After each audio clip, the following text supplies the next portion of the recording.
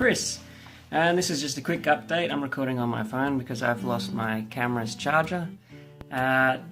Just wanting to do a bit of a Kickstarter update for Ascendant Destiny. I wanted to tell you a bit about the book itself. So it's a bit hot over here in Australia. It's Australia Day weekend. Unfortunately I'm working, so I'm recording this before going to work. So this is going to be pretty rough and quick, just kind of a spare of the moment update. I decided to talk to you about the book. Now I've printed this book off, I've gone to Officeworks, it's pretty thick, and the writing, as you see, is quite small, and it's double-sided. There's a lot of juicy information there, alright? So the book itself is 12 chapters, and I'll go through the chapters one at a time so you get an idea of what to find in the book. So we've got Chapter 1, which is called The Character Sheet Described, and that goes through the character sheet, which is this bad boy here. We've got a new character sheet now, thanks to Capri Creations. He's helped me design a new character sheet. It's got 2 pages. That's the primary page, and that's the secondary page for the secondary information. And we'll go through that in another update. Alright, so the character sheet described goes through the character sheet in the basics without going into too much detail. That's about it for that chapter.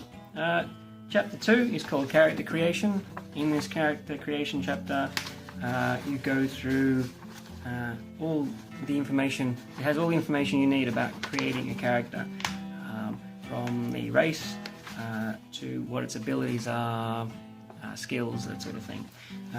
And the chapter itself is just 5 pages, so it's pretty simple and quick, and includes example races in there as well. Chapter 3 is called Advancing a Character. That's all the information you need about expending experience, giving experience to your players, and just getting involved with your character as the game progresses. Chapter 4, we've got Skills and Virtues. In this chapter we go through the 2 main types of skills, which are abilities and train skills, and there's also a third type called professions or specializations. Basically those skills that aren't covered by the primary ones. So a bunch of information there, and of course it goes through the virtues as well, which is something that can have an impact on the game, or it can have a smaller impact depending on your style. Chapter 5 is called Feats. This is a bigger chapter. It's 22 pages or so of feats. As you can see, a lot of information there.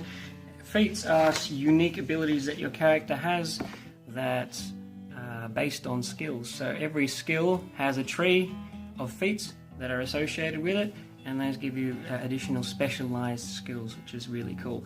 You can easily make your own feats. There's a guide in there as to how to do that. And there's over 200 feats in there. I haven't counted them all, but you can create your own ones if you want.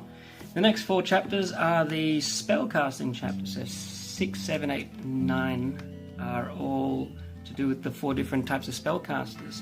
Those spellcasters, we've got sorcery spells. That's the biggest chapter in the book. There are 8 different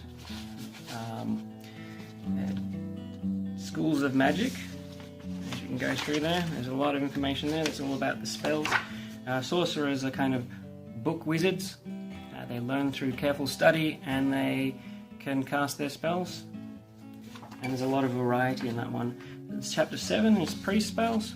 Okay, that's the spells that you get from your devotion to a deity or belief. There's 4 virtues in there and a 5th domain as well.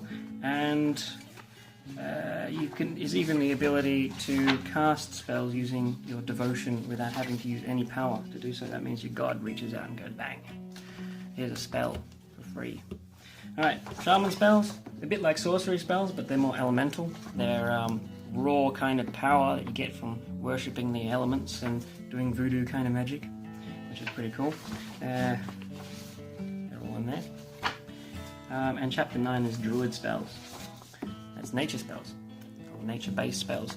There's even 6 domains in the druid spells section, so it gives you a lot of variety to work with. You can even have an entire party of just druids if you wanted, and not one of them would be the same. They'd all be different. And that's the same for all spellcasters. You could have a whole spellcasters, a whole group of priests together, and they'd all be different. lots of variety, that's the key. Chapter 10 is equipment. It goes through basics of melee weapons, range weapons, armor, and also magic weapons. There's not a lot of magic weapon examples in there because there's a big guide on how to make them and what kind of power levels to use in your campaign. Chapter 11 is game rules. That's all the rules. That's the rules from the dice, the combat, to everything. And there's a bit of interpretation in there for the GMs because it makes sure that the GM has the bottom line, so you have the control. Those rules lawyers, you can always overrule them. And chapter 12, my phone just did something funny then. Chapter 12 is called Advanced Rules. Those are all the optional rules. It's actually longer at the moment than the game rules chapter because there's a lot of advanced rules.